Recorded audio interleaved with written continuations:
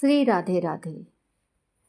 सनातन धर्म के करोड़ों करोड़ अनुयायी ऐसे हैं जो राधा रानी का नाम लेकर भावुक हो जाते हैं।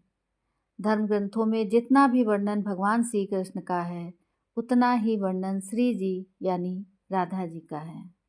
राधा रानी कौन थी, उनका प्राकट्य कैसे हुआ, इन पर बहुत सारी कथाएं हैं कि उनका प्राकट्य कैसे हुआ। अब राधा रानी का वर्णन तो शब्दों से भी परे है, फिर भी एक कथा के माध्यम से हम आपको ये बताने जा रहे हैं कि उनका प्राकट्य कैसे हुआ, वो कौन थी। राधा रानी भगवान नारायण का ही एक रूप है।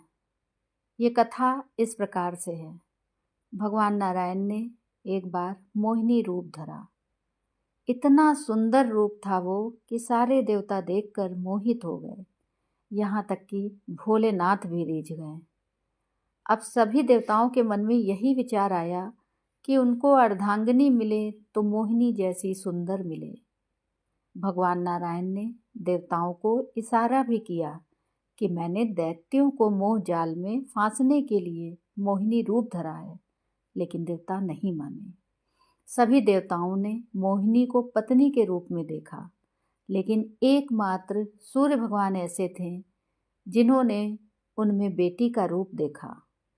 मोहिनी रूप देखकर सूर्य देव का वात्सल्य जाग गया। सूर्य देव के मन में ये भाव आया कि मैं भी ऐसा सौभाग्यशाली बनूं कि ऐसी सुंदर कन्या मेरी बेटी हो और मैं उसका कन्यादान कर सकूं। और ये बात भगवान नारायण को भा गई। भगवान नारायण ने सूर्य देव से कहा कि मैं आपके मन के भाव से बड़ा प्रसन्न हूँ। आगे द्वापर आ रहा है, मेरा कृष्ण अवतार होगा। मैं परब्रह्म ही कृष्ण अवतार लूँगा और मेरी ही आह्लादनी शक्ति आपके यहाँ पुत्री बनकर जन्म लेगी। मैं वृषभानु के रूप में ब्रज में जन्म लूँगा। भगवान नारायण ने सूर्यदेव से आगे कहा कि आपकी बेटी के रूप में मेरी आह्लादनी शक्ति इतनी सुंदर होगी कि जिसे देखकर करोड़ों मोहिनियाँ मोहित हो जाएंगी।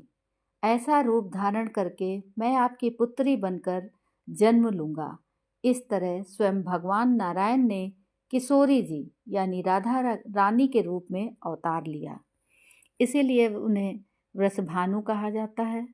और राधा रानी की और भी प्राकट्य की अनेकों कहानियाँ हैं। धीरे धीरे वो सभी मैं कथाएं आपके पास लेकर आऊँगी।